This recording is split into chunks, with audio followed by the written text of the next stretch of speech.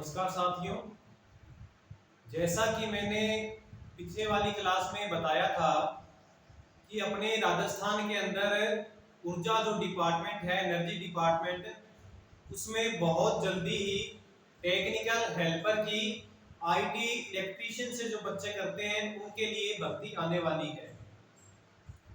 तो उसकी तैयारी के लिए मैंने आपको पिछले वाली क्लास में बताया था कि मैं बिल्कुल एकदम जीरो लेवल से स्टार्ट करूंगा क्लास को और अपना जो अंतिम चैप्टर है वहां तक अपने इस थ्योरेटिकल बेस को लेके जाएंगे। तो आज मैं उस थ्योरी का पहला लेसन करवाने जा रहा हूं। लेसन का नाम है प्रारंभिक विद्युत। उसकी आज हमारी पहली क्लास रहेगी।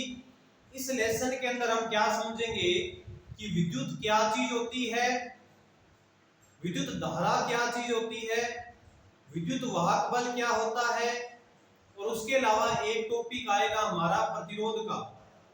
तो प्रतिरोध का हमारा जो टॉपिक रहेगा उसकी 2 से 3 क्लास लगेगी, जिसके अंदर हम प्रतिरोध के सारे बिंदु कवर कर लेंगे, क्योंकि प्रतिरोध जो टॉपिक है उससे अपने कंपटीशन में एक प्रश्न जरूर आता है प्रतिरोध से रिलेटेड कि प्रतिरोध किन बातों पर निर्भर करता है, विशिष्ट प्रतिरोध क्या चीज होती है, सारा कुछ अपने इस एक चैप्टर में ही कंप्लीट करेंगे। चलिए दोस्तों, अपने स्टार्ट करते हैं। लेसन का नाम है प्रारंभिक विद्युत और आज उसकी हम पहली क्लास लगाने जा रहे हैं। तो दोस्तों, सबसे पहले हम बात करते हैं विद्युत की। सबसे पहले हम बात करें यदि विद्युत, जिसे हम इंग्लिश में इलेक्ट्रिक कहते हैं। विद्युत क्या चीज होती है? देखो दोस्तों, विद्युत क्या होता है या विद्युत क्या किस चीज का नाम है, तो आप ऐसे समझो कि विद्युत एक ऐसी वस्तु, एक ऐसी चीज है जिसको हम आंखों से देख नहीं सकते, परंतु इसके जो प्रभाव है, कुछ एक प्रभाव है, उनके प्रभावों के द्वारा अपने अनुमान लगा सकते हैं कि यहां पर विद्युत है। आप समझो कि विद्युत एक ऐसी चीज है जिसको हम देख नहीं सकते, परंतु इसके कुछ प्रभाव हैं। उन प्रभावों के द्वारा हम यह निष्कर्ष निकाल सकते हैं कि यहां विद्युत उपलब्ध है। जैसे बात करें अपने प्रभाव की, तो हम क्या काम करते हैं, जैसे मान लो एक विद्युत लैंप है, उसको जब सप्लाई से जोड़ा जाता है तो वह प्रकाश ऊर्जा हमको देता है, प्रकाशीय प्रभाव अपने को उपलब्ध करवाता है। तो हमने उसको सप्लाई दी, उसने प्रकाशीय प्रभाव उपलब्ध करवाया, तो इसका मतलब ये बना कि उस बल्ब में विद्युत गई है, विद्युत उसके अंदर चली है। जैसे मान लो विद्युत पंखा है, इसको हमने सप्लाई दी, इसने हमें आउटपुट में हवा दे दी, जिसे हम बोलते हैं यांत्रिक ऊर्जा। तो अपने पंखे का स्विच ऑन करने से पंखे ने हम अपने को जो यांत्रिक ऊर्जा जो दी है वो किसके कारण दी है? क्योंकि इसमें विद्युत का प्रवाह हुआ है, विद्युत इसमें उपस्थित है। लेकिन अपने उसको देख नहीं सकते, उसके प्रभाव देख सकते हैं। बहुत सारे प्रभाव होते हैं विद्युत के। इस प्रकार से आपसे कभी भी पूछा जाए कि विद्युत क्या चीज है, तो हम इसकी डेफिनेशन क्या देंगे कि विद्युत एक प्रकार की एनर्जी है, विद्युत एक प्रकार की ऊर्जा है जिसको न तो देखा जा सकता है और न ही छुआ जा सकता है, परंतु उसको एक रूप से दूसरे रूप में बदला जा सकता है और उसके प्रभाव को देखकर हम ये पता लगा सकते हैं कि यहां पर विद्युत उपलब्ध है। तो समझो दोस्तों, विद्युत एक ऐसी निर्जीव वस्तु मानो जिसको हम देख नहीं सकते, काल्पनिक तौर पे मानो उसको हम देख नहीं सकते, परंतु हम उसके प्रभावों द्वारा इस बात का पता लगा सकते हैं कि यहाँ पर विद्युत उपलब्ध है। तो विद्युत की परिभाषा आपको समझ में आई होगी। इसे ही ऊर्जा संरक्षण का नियम कहते हैं कि ऊर्जा को न तो समाप्त कर सकते हैं और न ही हम ऊर्जा को उत्पन्न कर सकते हैं। इसलिए विद्युत भी एक प्रकार की एनर्जी है जो कि अपना रूप बदलती है, एक रूप से दूसरे रूप में चेंज हो जाती है।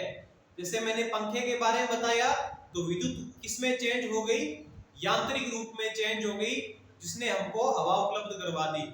विद्युत यदि हम एक विद्युत लैंप में दे, बल्ब में दे, तो वो प्रकाशीय ऊर्जा के रूप में हमें बाहर प्रकाश उत्पन्न करवाती है। तो इस प्रकार से विद्युत एक रूप से दूसरे रूप में बदल जाती है, परंतु उसको हम देख नहीं सकते। अब एक बात का ध्यान रखें दोस्तों, विद्युत और विद्युत धारा, इलेक्ट्रिक और इलेक्ट्रिक करंट, ये दोनों अलग अलग चीजें हैं। विद्युत तो एक प्रकार की ऊर्जा हुई, लेकिन इलेक्ट्रिक करंट कुछ अलग चीज है, जिसके बारे में हम आज पढ़ेंगे। तो विद्युत के बारे में आपने इतना समझ लिया, इसको आप अपने नोटबुक के अंदर नोट भी कर लें कि विद्युत एक प्रकार की ऊर्जा है, जिसको हम ना तो पैदा किया जा सकता है और ना ही नष्ट किया जा सकता है, बल्कि एक रूप से दूसरे रूप में बदला जा सकता है।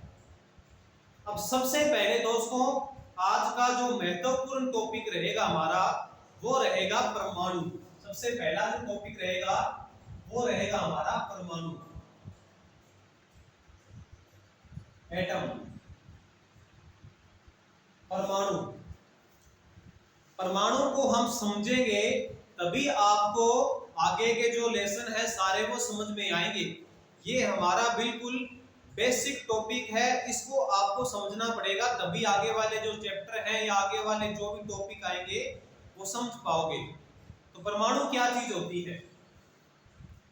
देखो दोस्तों, परमाणु क्या होता है, अगर मैं इस मार्कर की ही बात करूं, तो इस मार्कर को यदि तोड़ा जाए, किसी चीज से तोड़ा जाए और तोड़कर इसका इतना छोटा कण प्राप्त कर लिया जाए जिसका और छोटा कण नहीं बन सकता। पृथ्वी में विद्यमान कोई भी पदार्थ है, अपने स्वयं की भी बात करें तो अपने अंदर भी परमाणु विद्यमान होते हैं। कोई भी पदार्थ का सबसे छोटे से जो छोटा कण होता है, जिसको हम और ज्यादा विभाजित नहीं कर सकते, उसको हम बोलते हैं परमाणु। तो सबसे पहले परमाणु की डेफिनेशन समझे, आगे हम सीखेंगे कि परमाणु शब्द हमारे इलेक्ट्रिक में कैसे यूज में आया। तो सबसे पहले आप ये समझो दोस्तों, परमाणु क्या होता है, किसी भी वस्तु का एक छोटे से छोटा कण जिसका और ज्यादा विभाजन नहीं हो सकता, वह परमाणु कहलाता है। अब ये अलग बात है कि परमाणु की खोज किसने करी थी, वो हमारे टेक्निकल हेल्पर का एग्जाम हो चाहे दिल्ली मेट्रो का एग्जाम हो, उन एग्जामों में ये वैज्ञानिकों के नाम वगैरह नहीं आते। तो अपने क्या काम करेंगे, इस लेसन की बात करें, इस लेसन में बहुत ज्यादा डीप नहीं पढ़ेंगे हम, क्योंकि उतना डीप आएगा ही नहीं। हमारे जो जो चीजें हमें पढ़नी चाहिए, जो जो हमारे कंपटीशन में आती हैं, उससे थोड़ा सा ज्यादा ही पढ़ेंगे, लेकिन उतना डीप नहीं पढ़ेंगे कि कोई फायदा ही ना मिले उसका पढ़ने का। तो परमाणु की खोज किसने करी कि महर्षि कणाद ने सबसे पहले बताया कि ऐसा ही कोई वस्तु का सबसे छोटा कण होता है जिसको हम तोड़े तो वो कुछ छोटे छोटे भागों में टूट जाता है। उनके बाद किसी रदरफोर्ड वैज्ञानिक ने बताया या डाल्टन ने बताया, परमाणु सिद्धांत दिया। तो ये चीजें हमको याद नहीं करनी है, क्योंकि ऐसी बातें हमारे कंपटीशन में नहीं आने वाली कि किस वैज्ञानिक ने क्या बताया था। हमें ये समझ में लेनी है बात है कि परमाणु क्या चीज है और हमारा इलेक्ट्रिक में परमाणु का क्या योगदान है। तो सबसे पहले डेफिनेशन समझो आप, किसी पदार्थ का छोटे से छोटा कण, ये हमारा टॉपिक है। इसका पहला पॉइंट हम लिखेंगे कि किसी भी पदार्थ का छोटे से छोटा कण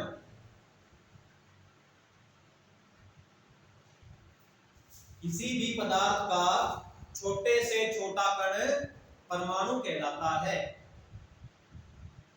इसके बाद दोस्तों आपको एक चीज समझनी है कि जो परमाणु होता है वो स्वयं छोटा तो सबसे छोटा होता है, परंतु वह भी तीन चीजों से मिलकर बना होता है, यानी उसके अंदर तीन चीजें और विद्यमान होती हैं।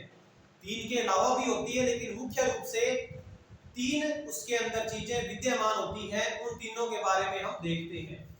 दूसरा पॉइंट हम लिखेंगे कि परमाणु परमाणु तीन मूल कणों से मिलकर बनता है। इस लाइन को अपने को ध्यान से समझना है कि परमाणु जो होता है वो तीन मूल कण होते हैं, उनसे मिलकर बनता है। तीन मूल कण कौन कौन से हैं? तीन मूल कणों के अपने नाम लिखेंगे। अब सबसे पहले बात करते हैं प्रोटॉन, उसके बाद न्यूट्रॉन और इसके बाद फिर इलेक्ट्रॉन। ये तीन मूल कण हैं, इनसे परमाणु बनता है। चौथी बात, परमाणु की जो संरचना होती है, परमाणु की संरचना वो एक अंडाकार शेप में होती है, दीर्घवृत्ताकार एलिप्स के आकार का होता है परमाणु। तो परमाणु की जो संरचना है, परमाणु की संरचना दीर्घवृत्ताकार होती है। दीर्घवृत्ताकार एलिप्स यानी कि इस प्रकार से परमाणु की संरचना होती है। तो आप दोस्तों ध्यान दें कि परमाणु कैसा होता है। उसके बाद परमाणु के अंदर एक नाभिक भी होता है। परमाणु का बिल्कुल बीच वाला भाग, जैसे मैंने आपको संरचना बनाई, उस संरचना का बिल्कुल बीच वाला भाग जहां केंद्र होता है उसको बोलते हैं न्यूक्लियस यानी कि नाभिक। तो परमाणु का जो बिल्कुल बीच वाला भाग होता है उसको क्या बोला जाता है? नाभिक। तो नेक्स्ट लाइन में हम लिखेंगे कि परमाणु का केंद्रीय भाग नाभिक कहलाता है। परमाणु का केंद्रीय भाग नाभिक कहलाता है। इसके बाद अगर अपने बात करें कि परमाणु के जो व्यास जो अपना ये होता है, परमाणु का व्यास, परमाणु का जो मैंने आपको शेप बनाई उसका अगर परमाणु की व्यास की बात करें तो बहुत ही छोटा व्यास होता है, 10 की पावर -10 मीटर का व्यास होता है। यानी कि परमाणु जो होता है वो बहुत ही छोटा कण है। तीन चीजों से मिलकर बना है, प्रोटॉन, न्यूट्रॉन और इलेक्ट्रॉन। इनके बारे में अपने अभी थोड़ी बातें और भी याद करेंगे, लेकिन उससे पहले आप ये 5 पॉइंट नोट कर लें अपने नोटबुक के अंदर। एक बढ़िया सा रजिस्टर लगा लें, थोड़ा बड़ा हो, क्योंकि अपने बहुत सारे लेसन हैं, बहुत सारी बातें आएंगी और आपको साथ साथ में नोट करनी है। तो परमाणु के बारे में 5 बातें नोट करें। परमाणु सबसे छोटा कण है। कोई भी पदार्थ का सबसे छोटा कण 3 रूपों में पाया जा सकता है। परमाणु ठोस भी हो सकता है, द्रव भी हो सकता है और गैस भी हो सकता है। किसी भी पदार्थ, कोई भी पदार्थ है, उसका जो छोटे से छोटा कण है वो परमाणु है। उसके बाद नेक्स्ट लाइन, परमाणु 3 कणों से मिलकर बना होता है। 3 कण होते हैं परमाणु के अंदर, प्रोटॉन, न्यूट्रॉन और इलेक्ट्रॉन। इसके बाद परमाणु की संरचना दीर्घवृत्ताकार आकृति की होती है और परमाणु का जो केंद्रीय भाग होता है उसे हम बोलते हैं न्यूक्लियस, हिंदी में बोलते हैं नाभिक। इसके बाद अपने नेक्स्ट पढ़ते हैं कि प्रोटॉन, न्यूट्रॉन और इलेक्ट्रॉन परमाणु में कहां-कहां होते हैं। एक परमाणु में प्रोटॉन, न्यूट्रॉन कहां होते हैं? दोस्तों मैं आपको संरचना बना के दिखाता हूं परमाणु की। ये परमाणु कोई पदार्थ तोड़ा, उसका बिल्कुल छोटे से छोटा कण प्राप्त किया, उसको हमने परमाणु बोला। और ये परमाणु की संरचना इस प्रकार से, देख रहे थे परमाणु इस प्रकार से था। कोई भी पदार्थ है, चाहे वो अलग-अलग धातुओं का है, लेकिन सबकी परमाणु की संरचना एक जैसी होती है। उनकी संरचना दीर्घवृत्ताकार आकृति में होती है। उसके बाद मैंने आपको कहा कि उसका जो बीच वाला भाग होगा ये, इसको हम क्या बोलते हैं? नाभिक। इसको हम बोलेंगे नाभिक। इसमें नाभिक के अंदर प्रोटॉन और न्यूट्रॉन नाभिक के अंदर रहते हैं। आपसे कभी पूछा जाए कि नाभिक के अंदर कौन कौन से मूल कण विद्यमान होते हैं, तो प्रोटॉन और न्यूट्रॉन होते हैं। तो याद कर लें दोस्तों, प्रोटॉन और न्यूट्रॉन कहाँ होंगे? नाभिक में। अब हर पदार्थ में जो परमाणु होता है उसमें प्रत्येक पदार्थ में अलग अलग प्रोटॉन की संख्या होती है। किसी में 50, किसी में 10, किसी में 30, किसी में कुछ अलग अलग प्रकार के होते हैं। अपने अगर तत्वों की बात करें तो 118 तत्व हैं जिनके अंदर परमाणु प्रोटॉन, न्यूट्रॉन और इलेक्ट्रॉन पाए जाते हैं। अपने अगर शरीर की बात करें, अपने खुद की बात करें, तो अपने 6 तत्वों से मिलकर अपना शरीर बना होता है, अर्थात अपने अंदर भी प्रोटॉन, न्यूट्रॉन और इलेक्ट्रॉन पाए जाते हैं। तो प्रोटॉन और न्यूट्रॉन कहाँ रहेंगे? नाभिक में। इनकी संख्या होती है, किसी में कुछ प्रोटॉन होते हैं, किसी में कुछ न्यूट्रॉन होते हैं, अलग अलग संख्या होती है, बराबर भी हो सकती है। तो दोस्तों जो इलेक्ट्रॉन होता है वो हमेशा इस कक्षा में होता है, यहाँ कक्षा के बाहर, यानी जो कक्षा है यहाँ होगा, वो प्रोटॉन न्यूट्रॉन के पास नहीं होता, वो इनसे दूर होता है। यहाँ इलेक्ट्रॉन होता है, ये मैं इलेक्ट्रॉन लिख देता हूं, ये इलेक्ट्रॉन है। तो प्रोटॉन न्यूट्रॉन तो नाभिक के अंदर हो गए, या नाभिक का जो है भार वो प्रोटॉन न्यूट्रॉन का ही भार है, और जो इलेक्ट्रॉन है वो उसकी कक्षा, जिसे हम बोलेंगे कक्षा। ये जो 1 नंबर कक्षा है, इसी में हो सकता है इलेक्ट्रॉन ज्यादा हो, अब उसका वितरण करना पड़ेगा कि पहली कक्षा के अंदर 2 इलेक्ट्रॉन आ सकते हैं, 2 से ज्यादा इलेक्ट्रॉन नहीं आ सकते। दूसरी कक्षा होगी उसमें इलेक्ट्रॉन 8 आ सकते हैं, तीसरी में 18 आ सकते हैं, चौथी में 32 आ सकते हैं।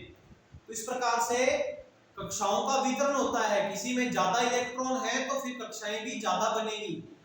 जैसे हाइड्रोजन की बात करें तो हाइड्रोजन में तो एक प्रोटॉन होता है, एक ही इलेक्ट्रॉन होता है, और न्यूट्रॉन बिल्कुल 0 होता है, न्यूट्रॉन नहीं होता। तो वहां पे तो कक्षा 1 बनेगी। लेकिन हीलियम की बात करें तो वहां पे फिर 2 प्रोटॉन आ जाते हैं, लिथियम की बात करें तो 3 आ जाते हैं। इस प्रकार से बहुत सारे 118 तत्व हैं, तो उनके अंदर प्रोटॉन, न्यूट्रॉन, इलेक्ट्रॉन की संख्या का वितरण बढ़ता जाता है, कक्षाएं भी बढ़ती जाती है। तो सबसे पहली बात किसको बोलते हैं अपन? नाभिक। इसकी जो पहली कक्षा होगी उस कक्षा का नाम होता है के।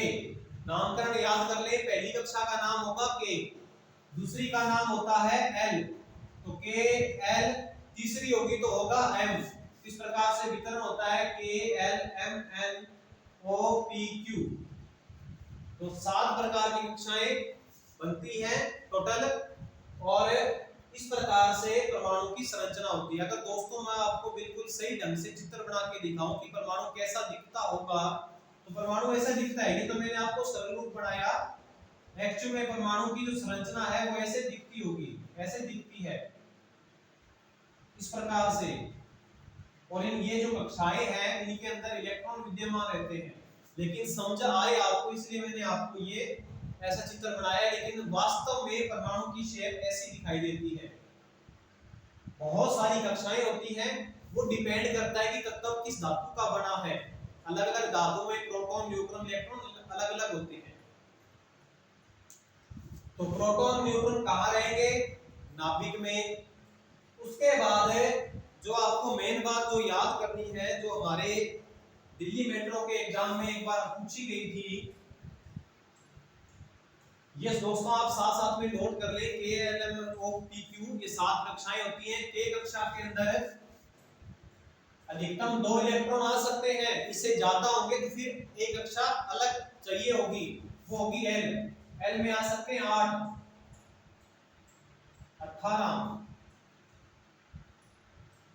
32। इस प्रकार से आगे ये फार्मूला होता है 2n²। ये फार्मूला होता है n माने नंबर ऑफ कक्षा। पहली कक्षा है तो n का मान हम 1 रख देंगे, दूसरी है तो 2 रख देंगे, तीसरी है तो 3 रख देंगे। इस प्रकार से कक्षाओं का वितरण होता है। 2, 8, 18, 32, इस प्रकार से कक्षाओं का वितरण होता है। तो दोस्तों ध्यान दें, नाभिक के अंदर प्रोटॉन, न्यूट्रॉन रहेंगे, इलेक्ट्रॉन कक्षाओं में होंगे। अब इनमें कुछ एक बातें हैं जो आपको याद करनी है। सबसे पहली बात याद ये करनी है कि जो प्रोटॉन होता है, प्रोटॉन जिसको हम P से दिखाते हैं, इसके अंदर कुछ चार्ज होता है। एक प्रोटॉन की बात करता हूं तो एक प्रोटॉन में कितना चार्ज होता है, कितना आवेश होता है, तो उसको आपको याद करना है 1.609। प्रोटॉन के अंदर आवेश, आवेश हमारा एक शब्द है जो मैं आपको अपने उसमें ऐसी थ्योरी लेसन में करवा चुका हूं। कैपेसिटर वाला टॉपिक, उसमें आवेश के बारे में मैंने बहुत डीप से बताया था। आवेश के मात्रक बताए थे, सीजीएस मात्रक बताए थे, और उसके बाद मैंने उसके एसआई मात्रक बताए थे। आप वो क्लास जरूर देख लें। आवेश के बारे में मैंने पूरा डीप से डीप बताया था। कैपेसिटर के बारे में संपूर्ण जानकारी एक क्लास है, उसके अंदर ये आवेश के बारे में मैंने बताया है। प्रोटॉन में इतना आवेश होता है एक प्रोटॉन में। उसके बाद है प्रोटॉन के यदि भार की बात करें, एक बात ध्यान रखें दोस्तों, 10 की पावर -19 है। इसका मतलब ये बनता है कि एक के बाद में, इसके बाद में 18 जीरो आ जाएंगी, यानी टोटल पॉइंट जो लगेगा वो 19 के बाद लगेगा।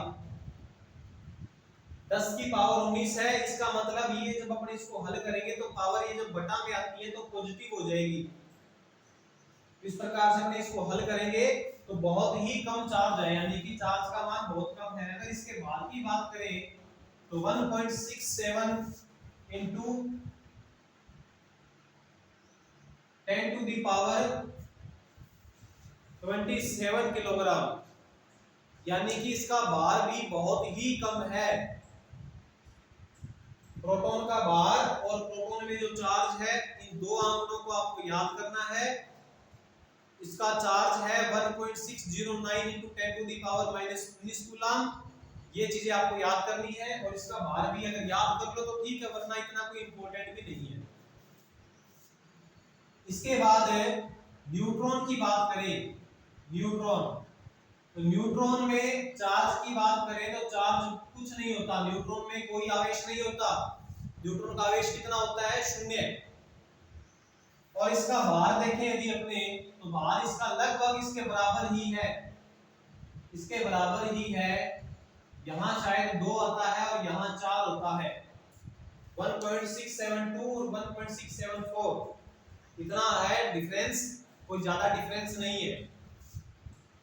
तो ये होता है न्यूट्रॉन का भार, और ये होता है न्यूट्रॉन में चार्ज। पूछा जाए कभी भी न्यूट्रॉन में कितना चार्ज होता है? 0। न्यूट्रॉन न्यूट्रल, न्यूट्रल माने 0, 0, तो याद कर ले न्यूट्रॉन में कितना चार्ज होता है? 0। और यदि अपने इलेक्ट्रॉन की बात करें, इलेक्ट्रॉन की बात करें तो इलेक्ट्रॉन में चार्ज होता है। आपने दोस्तों ध्यान दिया हो तो मैंने इलेक्ट्रॉन ई लिखा और उसके ऊपर माइनस लगाया, इसका मतलब उसके अंदर चार्ज होगा वो माइनस होगा, और होगा बिल्कुल प्रोटॉन के बराबर 1.609 into 10 to the power -19 coulomb. ये एक इलेक्ट्रॉन का चार्ज है, इसको आपको याद करना है। और इसका भार देखा जाए, इलेक्ट्रॉन का भार देखा जाए तो 9.1 into 10 to the power, यहाँ ये गुणा का निशान है, -31 kg,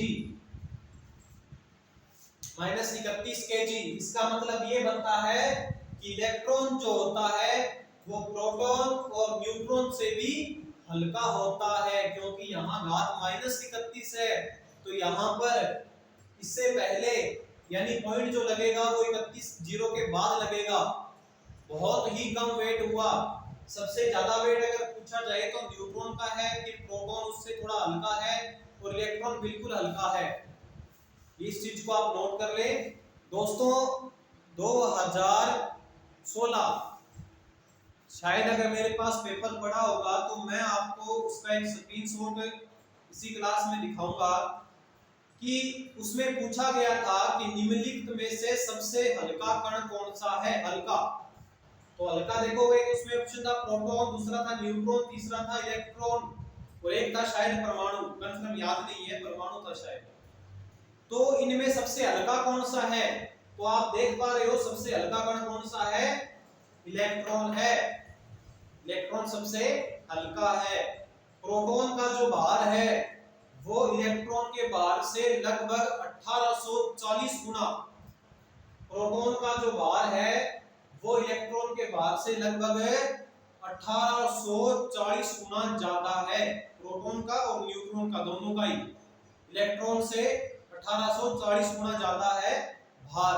तो इलेक्ट्रॉन सबसे हल्का होता है, इस बात को आप दिमाग में बिठा लो। ये क्वेश्चन भी आया है, एक तो दिल्ली मेट्रो 2016 में आया था और शायद एक इसरो वाले एग्जाम में भी ये क्वेश्चन आया हुआ है।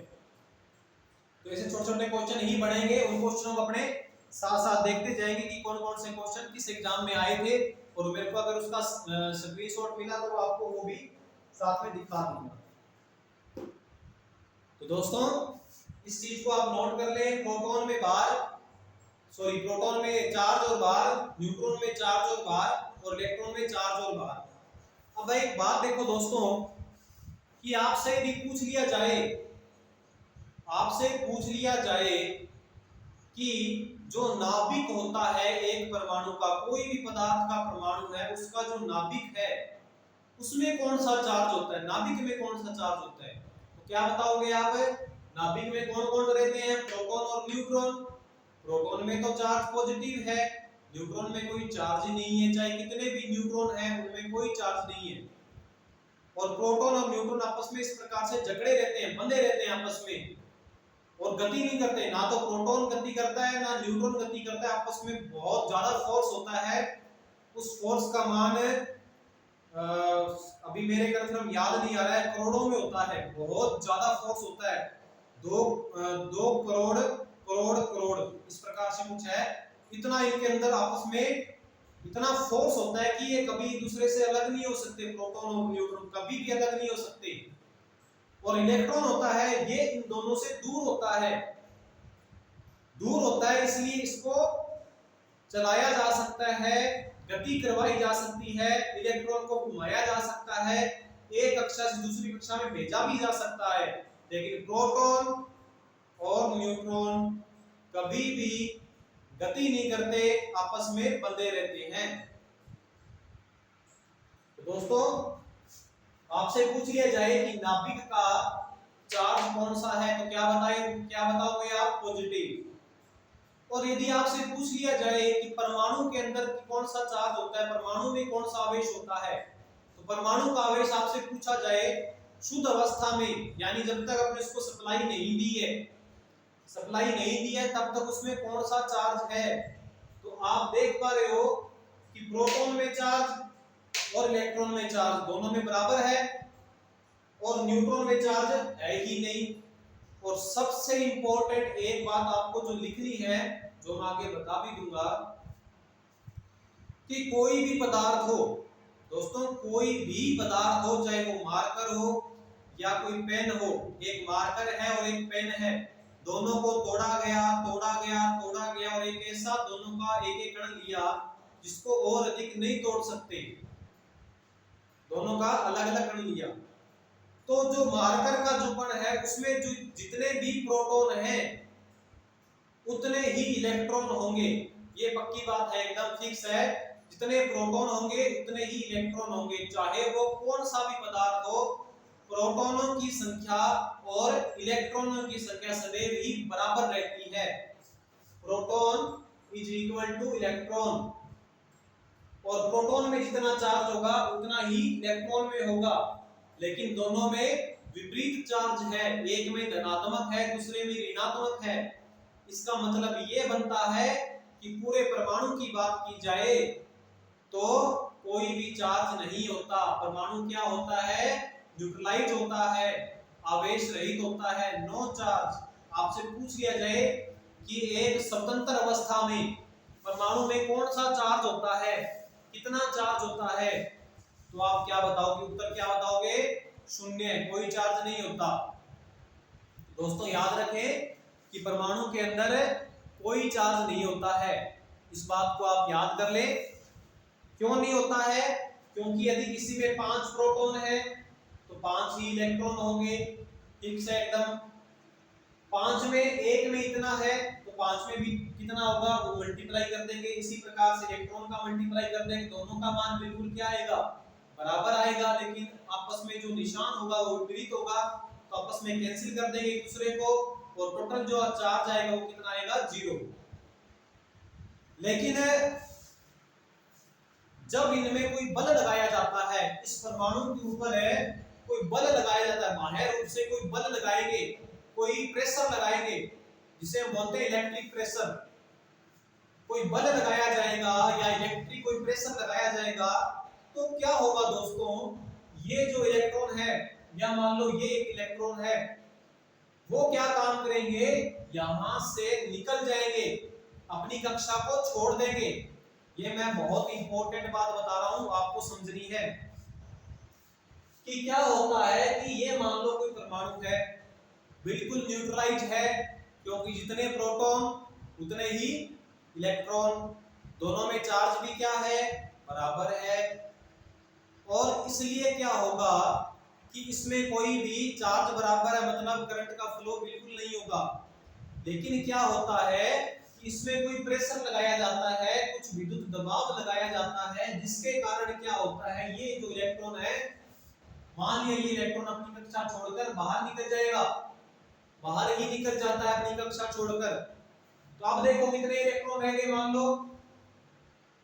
लो पहले 5-5 थे दोनों के पास में, प्रोटॉन भी 5 इलेक्ट्रॉन भी 5, लेकिन अब प्रोटॉन तो गति कर नहीं सकते, वो तो 5 के 5 है, लेकिन इलेक्ट्रॉन कितने रह गए, अपने प्रेशर लगाया तो इलेक्ट्रॉन कितने रह गए, 4 रह गए। तो प्रोटॉनों की संख्या कुछ अलग है, इलेक्ट्रॉनों की संख्या कुछ अलग है, तो प्रोटॉनों की संख्या, इलेक्ट्रॉनों की संख्या, अब परमाणु में जो चार्ज आएगा टोटल, उसका कुछ ना कुछ वैल्यू होगी। पहले तो वैल्यू नहीं थी, क्योंकि प्रोटॉन और इलेक्ट्रॉन का मान बराबर था, लेकिन अगर कोई प्रेशर लगाया जाए और इलेक्ट्रॉन अपनी कक्षा छोड़कर कहीं चला जाए, तो इलेक्ट्रॉन की संख्या कम होगी ना, तो कम हो गई, इसका मतलब अब जो टोटल जो चार्ज आएगा उसका कुछ ना कुछ मान निकल कर आएगा, और वो चार्ज कौन सा होगा, धनात्मक होगा सदैव। तो इस बात को आप नोट कर लें। मैं आपको इसकी एक डेफिनेशन बता भी दूंगा, विद्युत दबाव लगाने की जो डेफिनेशन है वो बता भी दूंगा, इसको हम अभी करेंगे। तो अभी तक आप इतना समझो, प्रोटॉन न्यूट्रॉन इलेक्ट्रॉन आपको समझ में आ गया होगा, कहां रहते हैं आपको ये भी समझ में आ गया होगा। इसके बाद में कुछ एक बातें हैं जो मैं आपको बताता हूं।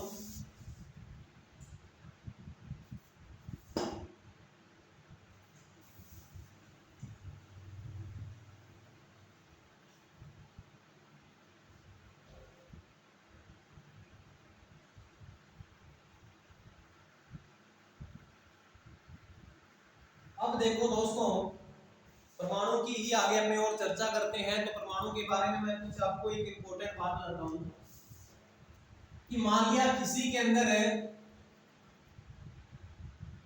कोई तत्व है जिसके अंदर परमाणु है, और परमाणु में ये परमाणु की मैं संरचना बना रहा हूं, एक्चुअल में ऐसी संरचना नहीं होती है, परमाणु की संरचना कुछ अलग होती है, जो मैंने आपको बताई थी उस प्रकार की शेप होती है। यहां मैक्सिमम 2 इलेक्ट्रॉन आ सकते हैं, इस कक्षा के अंदर 8 इलेक्ट्रॉन आ सकते हैं,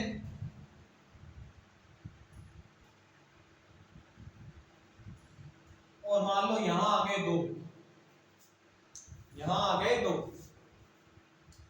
तो टोटल कितने इलेक्ट्रॉन हो गए हमारे पास, 12 इलेक्ट्रॉन हो गए। 12 इलेक्ट्रॉन थे, तो कक्षाओं में वितरण किस प्रकार से होगा, पहली कक्षा में 2, दूसरी में 8, तीसरी में 2 बच गए, तो वो लास्ट कक्षा में आ जाएंगे।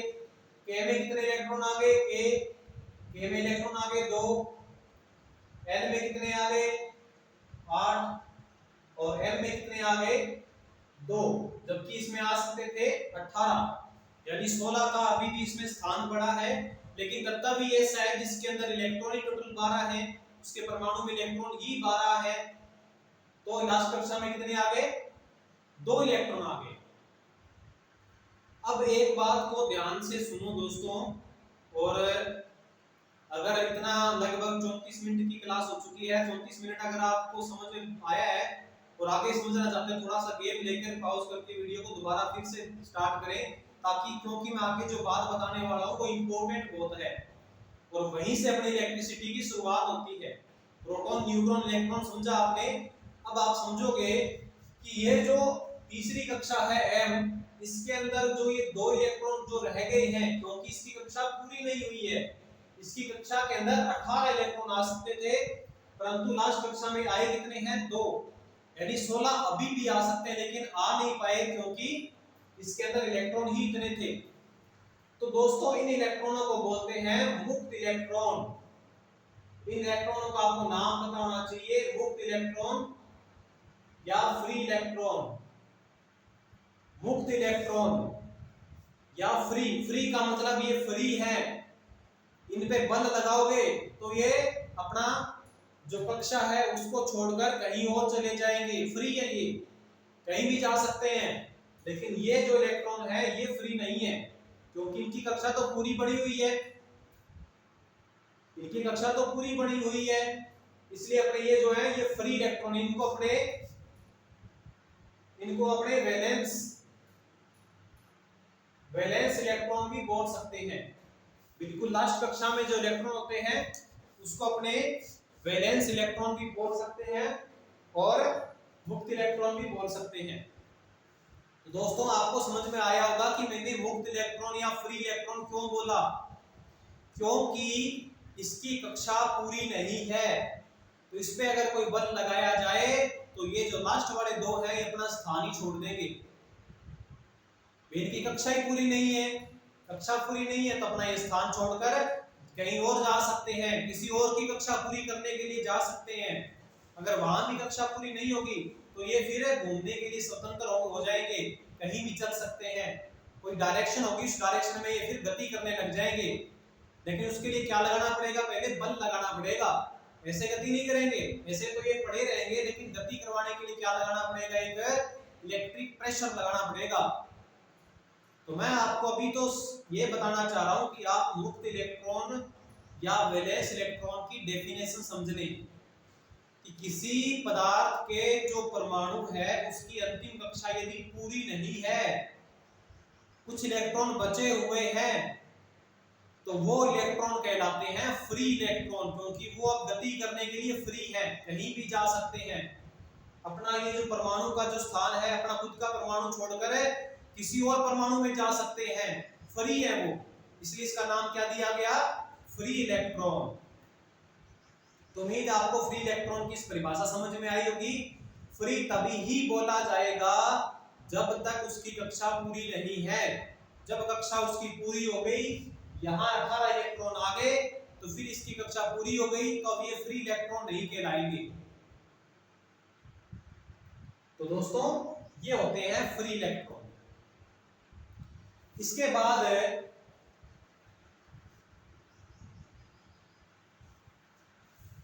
नेक्स्ट हम पढ़ते हैं फ्री इलेक्ट्रॉन की परिभाषा। आप लिख ली होगी आपने, नहीं लिखी तो आप लिख लें कि किसी पदार्थ के परमाणु की अंतिम कक्षा में यदि उसकी अंतिम कक्षा पूर्ण नहीं हुई है तो बचे हुए इलेक्ट्रॉन फ्री इलेक्ट्रॉन कहलाते हैं। नेक्स्ट मैं आपको करवाने जा रहा हूं एक डेफिनेशन, बहुत इंपॉर्टेंट, इलेक्ट्रिक प्रेशर या इलेक्ट्रोमोटिव फोर्स। इलेक्ट्रिक प्रेशर या इलेक्ट्रोमोटिव फोर्स, जिसे हमने क्या बोल सकते हैं शॉर्ट रूप में? ईएमएफ या पोटेंशियल डिफरेंस। कुछ एक अंतर है, लेकिन वो अंतर अभी अपन करेंगे। Potential difference,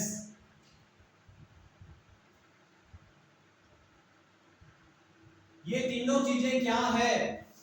electric pressure, electromotive force और पोटेंशियल डिफरेंस, ये चीजें क्या है?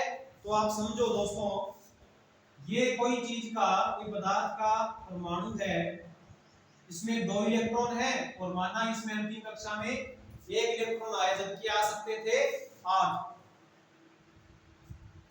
तो इस इलेक्ट्रॉन को हम क्या बोलेंगे? Free electron. इसको हम क्या बोलेंगे? Free electron. तो दोस्तों क्या होता है कि जब जब यहां से अपने कोई प्रेशर लगाया, कौन सा प्रेशर लगाया, इलेक्ट्रिक प्रेशर लगाया, तो फिर क्या होगा कि ये जो फ्री इलेक्ट्रॉन है अपना स्थान छोड़कर इस प्रकार से मुक्त अवस्था में आ जाएगा। मैंने नाम दिया ना हिंदी मुक्त, मुक्त अवस्था में आ जाएगा, फ्री हो जाएगा एकदम। यहां से अपना स्थान छोड़ा और यहां आ गया। ऐसा काम कब होगा, जब यहां पर अपने क्या लगाएंगे, इलेक्ट्रिक प्रेशर, विद्युत दबाव, हिंदी में क्या बोलेंगे, विद्युत दबाव, जिसे हम क्या बोलते हैं, इलेक्ट्रोमोटिव फोर्स, विद्युत वाहक बल, विद्युत वाहक बल। तो यहां से अपने प्रेशर लगाया, उससे ये इलेक्ट्रॉन बाहर निकलकर यहां आ गया। अब यहां आ गया तो प्रेशर अपना जो दिशा है प्रेशर की वो इस प्रकार से मान लो यहां है। वो आगे मैं आपको डायरेक्शन भी बताऊंगा कि ये जो इलेक्ट्रॉन अब कहां जाएगा, क्या वो इस डायरेक्शन में जाएगा या वो इस डायरेक्शन में आएगा, कहां जाएगा वो भी अभी अपने देखते हैं। लेकिन अभी आप इतनी बात समझो कि यदि कोई परमाणु पर इलेक्ट्रिक प्रेशर लगाया जाता है तो उस परमाणु के अंदर जो फ्री इलेक्ट्रॉन होते हैं वो अपनी कक्षा छोड़कर बाहर निकल जाते हैं। ये काम कब होगा, जब इलेक्ट्रिक प्रेशर परमाणु पे लगाया जाता है। तो दोस्तों मान लो ये कोई पदार्थ है जो मान लो बना था, मान लिए एक बार तांबे का, ये पदार्थ बना था तांबे, कॉपर का बना था। तो कॉपर के एक परमाणु में इलेक्ट्रिक प्रेशर लगाने से एक इलेक्ट्रॉन बाहर आ गया। तो मैंने तो आपको ये बताया कि हर पदार्थ में असंख्य अगणित इनफिनाइट परमाणु होते हैं, परमाणु बहुत होते हैं, बहुत परमाणु होते हैं। तो एक परमाणु में एक इलेक्ट्रॉन बाहर आ गया तो पता नहीं कितने ही परमाणु हैं, तो पता नहीं कितने ही मुक्त इलेक्ट्रॉन अपनी कक्षा छोड़कर बाहर आ जाएंगे। और इलेक्ट्रिक प्रेशर लगाओगे तो परमाणु जो इलेक्ट्रॉन है वो गति करने लग जाएंगे, आगे चलने लगेंगे, यहां से इस प्रकार यहां आ जाएंगे, दूसरा इलेक्ट्रॉन था वो यहां आ जाएगा, तीसरा था वो यहां आ जाएगा, इस प्रकार से गति करने लग जाएंगे। जो इलेक्ट्रॉन है वो गति करने लग जाएंगे। कब होगा ऐसा काम, जब हम क्या लगाएंगे, उस परमाणु पर इलेक्ट्रिक प्रेशर लगाएंगे, या उसे क्या बोल सकते हैं, इलेक्ट्रोमोटिव फोर्स। इलेक्ट्रो माने विद्युत, मोटिव माने धक्का देना, मोटिवेशन, प्रोत्साहित करना, यानी कि इस प्रकार से धक्का देना, बल।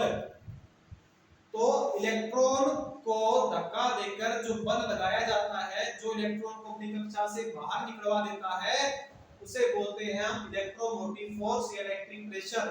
पोटेंशियल डिफरेंस की भी डेफिनेशन अभी हम देखते हैं। तो दोस्तों इलेक्ट्रिक प्रेशर हो, चाहे इलेक्ट्रोमोटिव फोर्स हो, चाहे पोटेंशियल डिफरेंस हो, तीनों की जो इकाई है या जो मात्रक है, जिसे हम इंग्लिश में बोलते हैं यूनिट, तीनों की जो यूनिट है, मात्रक है, वो सेम होता है और वो मात्रक होता है वोल्ट, वोल्ट या वोल्टेज। वोल्ट छोटा रूप है, बड़े रूप में हम क्या बोलते हैं, वोल्टेज बोलते हैं। तो इलेक्ट्रॉन को बाहर निकालने वाला जो बल है उसे हम किस रूप में मापेंगे, वोल्टेज। ज्यादा वोल्टेज होगी तो ज्यादा इलेक्ट्रॉनों को निकालेगा, कम वोल्टेज होगी तो कम इलेक्ट्रॉनों को निकालेगा। तो इलेक्ट्रिक प्रेशर, अब दोस्तों ये प्रश्न कई बार कंपटीशन में आ चुका है। सभी जो साथी होते हैं वो इलेक्ट्रिक मोटिव फोर्स और पोटेंशियल डिफरेंस की यूनिट तो याद ही रखते हैं। वोल्टेज होती है, हमारे घरों में वोल्टेज आती है 230 वोल्ट, उससे एक पंखा कनेक्ट कर दिया, पंखे का स्विच ऑन किया, ऑन करते ही क्या हुआ कि उस तार के अंदर क्या थे, परमाणु थे। उस 230 वोल्ट ने क्या किया, धक्का लगाया और हर परमाणु के अंदर कुछ इलेक्ट्रॉनों को गति करवा दिया।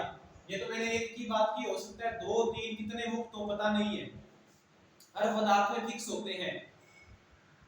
जैसे तांबे में एक परमाणु एक इलेक्ट्रॉन मुक्त रह जाता है। इस प्रकार से जब अपने स्विच को ऑन करेंगे तो 230 वोल्ट धक्का लगाएगा और इलेक्ट्रॉन को बाहर निकलवा देगा, और बाहर निकाल देगा। इस प्रकार से इलेक्ट्रॉन गति करेंगे, इस प्रकार से इलेक्ट्रॉन गति करेंगे। तो ये मैं बात बताना चाह रहा था आपको कि इलेक्ट्रिक प्रेशर की यूनिट लोग याद नहीं करते, या पता नहीं होता। तो इलेक्ट्रिक प्रेशर या इलेक्ट्रोमोटिव फोर्स एक ही बात है। इलेक्ट्रिक प्रेशर की आपसे पूछा जाए क्या इकाई होती है तो क्या बताओगे? वोल्टेज। इस बात को याद कर लें, तीनों की यूनिट एक होती है। परिभाषा भी आप लिख ले। इलेक्ट्रोमोटिव फोर्स क्या होता है? विद्युत जो इलेक्ट्रॉनों को गति करवाने वाला बल। आप ये परिभाषा लिखे, इलेक्ट्रोमोटिव फोर्स की या इलेक्ट्रिक प्रेशर की यूनिट लिखे, परिभाषा लिखे। इलेक्ट्रॉनों को गति करवाने वाला बल विद्युत वाहक बल कहलाता है। परिभाषा लिखने के बाद में इसका फिर मात्रक लिखे। मात्रक लिखोगे वोल्ट।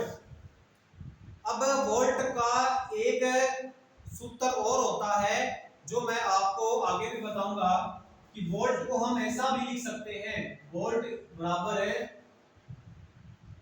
जूल बटे कूलाम, जे बटा क्यू। कूलाम को हम क्यू से दिखाते हैं और मात्रक होता है, सॉरी, कूलाम को सी से दिखाते हैं, आवेश को क्यू से दिखाते हैं, जे बटा सी। तो V बराबर है जे बटा सी। ये चीज मैं आपको डीसी थ्योरी में समझा दूंगा कि वोल्ट बराबर जूल बटे कूलाम कहां से आया। जूल क्या होता है? कार्य का मात्रक होता है, ऊर्जा का मात्रक होता है जूल, और कूलाम होता है ये आवेश का मात्रक होता है।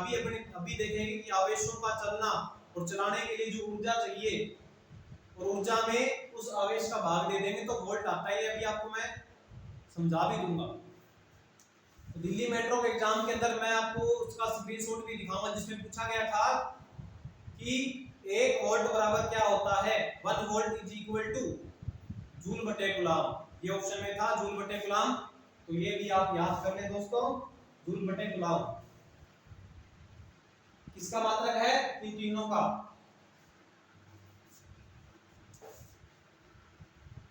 नेक्स्ट इसके बाद में परिभाषा जो आएगी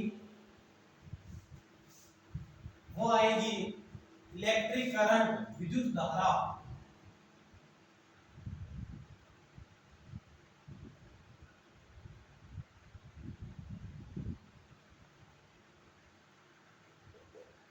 विद्युत धारा यानी कि इलेक्ट्रिक करंट क्या होती है? तो दोस्तों क्या होता है कि जैसे ही आपने कोई परमाणु पर इलेक्ट्रिक प्रेशर लगाया और यदि उस परमाणु में मुक्त अवस्था में कुछ इलेक्ट्रॉन है तो वो फिर क्या करेंगे? अपनी कक्षा से बाहर निकलकर गति करने लग जाएंगे। और गति करेंगे तो क्या कौन गति कर रहे हैं? इलेक्ट्रॉन। इलेक्ट्रॉन में चार्ज कौन सा होता है? नेगेटिव चार्ज होता है, ऋणात्मक चार्ज होता है। ये बात आप समझ चुके हो। तो नेगेटिव चार्ज गति करेंगे, नेगेटिव चार्ज आगे गति करेंगे और उस गति करने की दर को, गति देखो, गति करेंगे दोस्तों, उनकी संख्या नहीं भी कितने इलेक्ट्रॉन गति कर रहे हैं उनकी संख्या नहीं भी। जैसे मान लो ये कोई कॉपर का टुकड़ा है, तांबे का टुकड़ा है, यहां से अपने कोई इलेक्ट्रिक प्रेशर लगाया। जैसे मैं अगर सही आपको बताऊं इस प्रकार से, मान लो यहां से आपने कुछ इलेक्ट्रिक प्रेशर लगाया EP,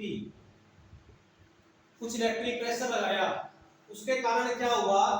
इलेक्ट्रॉन इस प्रकार से गति करने लगे, इस दिशा में गति करने लगे। तो इलेक्ट्रॉनों की संख्या का कोई लेना देना नहीं है। आपको एक एरिया डिसाइड करना है। मान लो मैंने ये एरिया डिसाइड कर लिया, चाहे कौन सा भी कर लो, उस एरिया से प्रति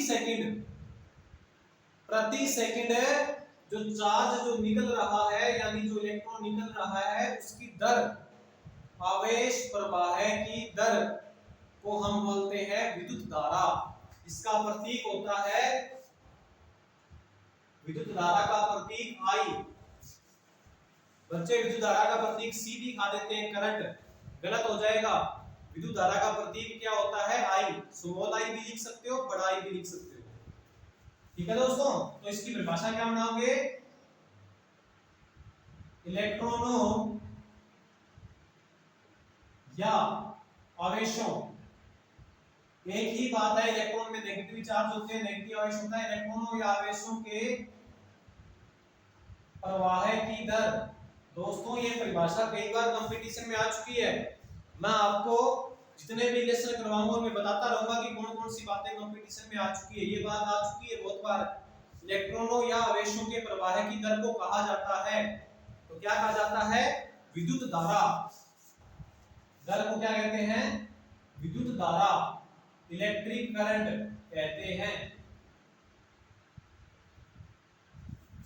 इलेक्ट्रॉनों या आवेशों के प्रवाह की दर, दर का मतलब कोई टाइम फिक्स कर लिया, उस टाइम के अंदर कितने इलेक्ट्रॉन यहां से इस पर्टिकुलर एक एरिया से बाहर निकल रहे हैं, कुछ एक निश्चित टाइम लेना पड़ेगा, उस टाइम के अंदर कितने इलेक्ट्रॉन बाहर निकल रहे हैं, वो टाइम के अंदर कितने इलेक्ट्रॉन बाहर निकलेंगे, उसको हम बोलेंगे विद्युत धारा, इलेक्ट्रॉनों के प्रवाह की दर।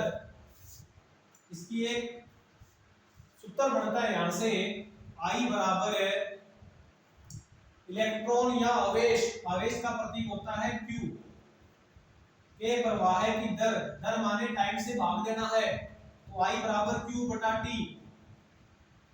I बराबर Q बटा T।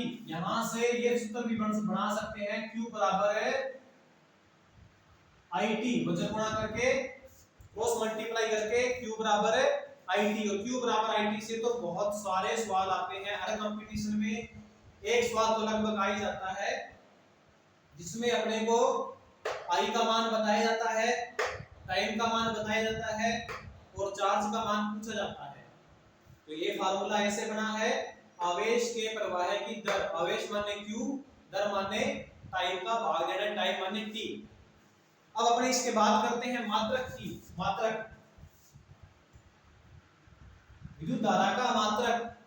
तो देखो आवेश का मात्रक मैंने आपको बताया कूलाम, आवेश का मात्रक कूलाम जिसको C से दिखाते हैं, और टाइम का मात्रक क्या होता है? अपने एसआई प्रणाली में टाइम का मात्रक होता है सेकंड, टाइम का मात्रक क्या होता है? सेकंड। तो क्या मात्रक बनेगा? विद्युत धारा का कूलाम बटा सेकंड, या ऐसा भी लिख सकते हैं C S की पावर -1, जो सेकंड था वो ऊपर जाएगा तो उसकी घात पॉजिटिव में 1 है तो ऊपर जाकर नेगेटिव में 1 हो जाएगी, तो ये मात्रक भी मिल सकता है आपको। और इसको अपने लिख सकते हैं कूलाम बटे सेकंड को लिख सकते हैं, या कूलाम सेकंड की घात -1 सेकंड इनवर्स बराबर होता है एम्पियर, एम्पियर बड़ा ए, छोटा ए नहीं बड़ा ए। तो याद कर ले, विद्युत धारा के दो मात्रक हैं, जिस प्रकार से विद्युत वाहक बल के इलेक्ट्रिक प्रेशर के कितने मात्रक थे? दो मात्रक थे, एक तो था वोल्ट और एक था जूल बटे कूलाम। एक ही बात है, वोल्ट बोल दो चाहे जूल बटे कूलाम बोल दो। और विद्युत धारा का भी दो मात्रक बन गए, कूलाम बटा सेकंड और एम्पियर, दोनों को याद करना है।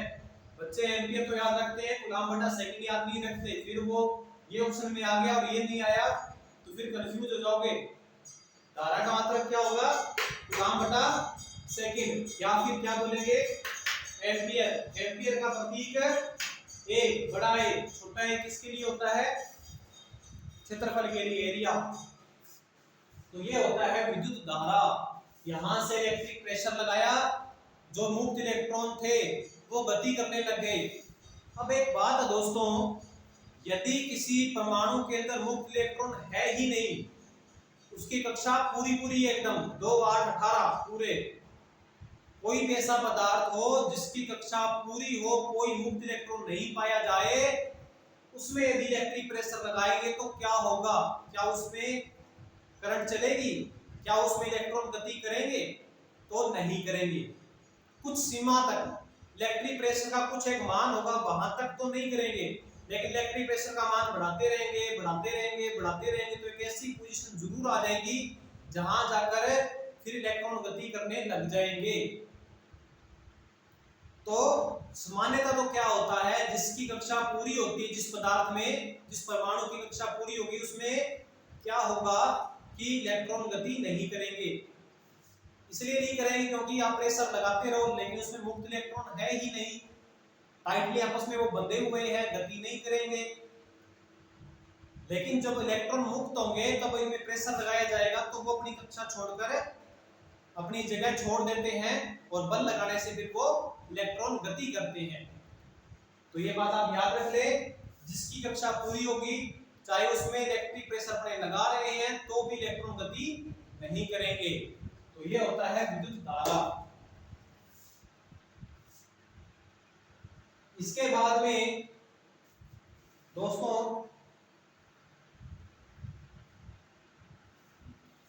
एक परिभाषा है कि 1 एम्पियर करंट कब होती है, 1 एम्पियर करंट कब होती है, 1 एम्पियर करंट कब होगी। तो 1 एम्पियर करंट होगी दोस्तों, मान लो ये जो एरिया है, ये जो एरिया, इस एरिया से 1 सेकंड समय में, 1 सेकंड के अंदर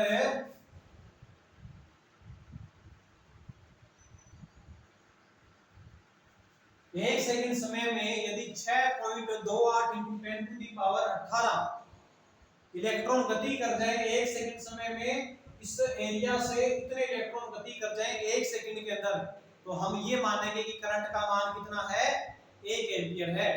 2 एम्पियर होगा तो इसको 2 से गुणा कर देंगे, उतने इलेक्ट्रॉन गति करेंगे। 3 एम्पियर होगा तो 3 से मल्टीप्लाई कर दे, उतने इलेक्ट्रॉन यहां से गति करेंगे 1 सेकंड के अंदर।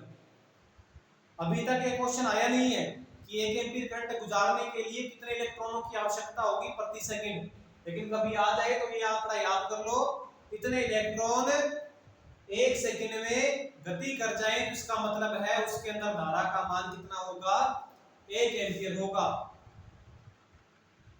दोस्तों आज की क्लास में हम इतना ही पढ़ेंगे। ये क्लास, ये लेसन थोड़ा बड़ा होगा और इम्पोर्टेंट भी होगा। नेक्स्ट अपने क्लास में पढ़ेंगे कि अपने विभव क्या होता है और विभवांतर क्या होता है, पोटेंशियल डिफरेंस क्या होता है, और प्रतिरोध वाला टॉपिक भी हम स्टार्ट करेंगे जो बहुत बड़ा है, 2-3 दिन चलेगा और बहुत इंपॉर्टेंट है। इसलिए दोस्तों मेरी कोई भी क्लास मिस मत करें आप। आज की क्लास में मैंने क्या बताया आपको, तो पॉइंट आज बता देता हूं। सबसे पहले मैंने बताया आपको इलेक्ट्रिक के बारे में।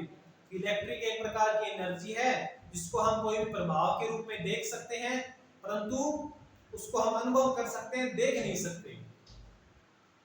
इसके बाद मैंने आपको परमाणु के बारे में बताया कि परमाणु कोई भी पदार्थ का छोटे से छोटा कण होता है, उसकी संरचना दीर्घवृत्ताकार आकृति की होती है, उसमें प्रोटॉन, न्यूट्रॉन और इलेक्ट्रॉन पाए जाते हैं। प्रोटॉन और न्यूट्रॉन आपस में टाइटली बंधे होते हैं, इलेक्ट्रॉन गति करने के लिए स्वतंत्र होता है। जब अपने उसमें इलेक्ट्रिक प्रेशर लगाया जाएगा तो इलेक्ट्रॉन फिर गति कर सकते हैं। तो इस प्रकार से दोस्तों आपको ये चीजें याद करनी है। दोस्तों जो प्रोटॉन, न्यूट्रॉन और इलेक्ट्रॉन के बारे में बातें बताई है वो सारी याद करनी है। कितना चार्ज होता है, वेट अगर याद नहीं है तो कोई इंपॉर्टेंट बात नहीं है, लेकिन ये तो याद कर लें कि इलेक्ट्रॉन सबसे हल्का होता है। इसके बाद एक नाम आता है अणु का, मॉलिक्यूल। मॉलिक्यूल भी आप इतना बड़ा मत समझे, परमाणुओं से मिलकर ही अणु बनते हैं। अणु यानी मॉलिक्यूल जो होते हैं वो परमाणु से, 2 या 2 से अधिक परमाणु हो जाएंगे, उनसे मिलकर क्या बनेंगे, अणु बन जाएंगे। जैसे एक हाइड्रोजन का परमाणु है, एक ऑक्सीजन का परमाणु है, दोनों को मिक्स किया तो क्या बन जाएगा, पानी बन जाएगा, H2O बन जाएगा, तो वो अणु कहलाएगा। तो वो अपने लिए कोई इंपॉर्टेंट नहीं है। परमाणु था, परमाणु में प्रोटॉन, न्यूट्रॉन, इलेक्ट्रॉन होते हैं, इलेक्ट्रॉन फ्री होते हैं। जब उनमें इलेक्ट्रिक प्रेशर लगाया जाता है तो इलेक्ट्रॉन फिर गति कर सकते हैं। कुछ एक पदार्थ ही हैं जिनमें इलेक्ट्रॉन गति कर सकते हैं। बहुत सारे ऐसे पदार्थ भी होते हैं जिनमें इलेक्ट्रिक प्रेशर लगाया जाए तो भी उनके अंदर जो इलेक्ट्रॉन है वो गति नहीं करेंगे, क्योंकि उनकी कक्षा क्या हो रही है, पूरी है उनकी कक्षा। कक्षाओं में किस प्रकार से वितरण होता है, KLMNOPQ याद करें आप। और विद्युत वाहक बल का मात्रक होता है वोल्टेज या फिर जूल बटे कूलम। और फिर मैंने आपको बताया इलेक्ट्रिक करंट के बारे में। करंट क्या होती है, प्रति सेकंड जो चार्ज चलते हैं, जो इलेक्ट्रॉन चलते हैं प्रति सेकंड, वो कितने चल रहे हैं, I = Q/T। चार्ज की दर, आवेश के प्रवाह की दर को हम बोलते हैं विद्युत धारा। आवेश का मात्रक कूलाम, टाइम का सेकंड, तो कूलाम बटे सेकंड, और कूलाम बटे सेकंड को हम बोलते हैं एम्पियर। यदि 1 सेकंड के अंदर कितने इलेक्ट्रॉन गति कर जाएं, 1 सेकंड में कितने इलेक्ट्रॉन गति कर जाएं, तो विद्युत धारा का मान कितना होता है, 1 एम्पीयर होता है। या 1 सेकंड समय के अंदर 1 कूलाम आवेश, 1 सेकंड समय के अंदर 1 कूलाम आवेश इस पॉइंट से निकल रहा है, 1 कूलाम आवेश निकल रहा है, तो फिर विद्युत धारा का मान कितना होता है, 1 एम्पीयर होता है। तो दोस्तों ये चीजें याद करें आप। ये 6.28 × 10⁻18 कहां से आया, ये कोई अलग से कोई चीज नहीं है। देखो दोस्तों, अगर इसको समझना है आपको तो आप ऐसे समझ सकते हो कि एक इलेक्ट्रॉन में चार्ज होता है इतना 1.609 × 10⁻⁻19 कूलाम। एक इलेक्ट्रॉन में इतना चार्ज होता है। अब हमें याद करना है कि कितने इलेक्ट्रॉन निकले, कितने इलेक्ट्रॉन इस पॉइंट से निकले, तो धारा का मान 1 एम्पीयर होगा। तो कूलाम हमें याद करना है, आवेश याद करना है कि कितने चार्ज निकले, कितना कूलाम निकले, कितना आवेश निकले। तो कूलाम याद करना है तो 1 कूलाम हो जाएगा, ये संख्या इसके इधर भाग में आ जाएगी, तो 1.609 × 10⁻⁻19 -19 है, ऊपर जाके ये +19 हो जाएगी। इसको मैं ऐसा भी लिख सकता हूं 10 × 10⁻18, एक ही बात है, 18 और 1 19 हो गया। 10 के अंदर इसका भाग दिया, 10 के अंदर 1.609 का भाग दिया तो 6.28 आया है।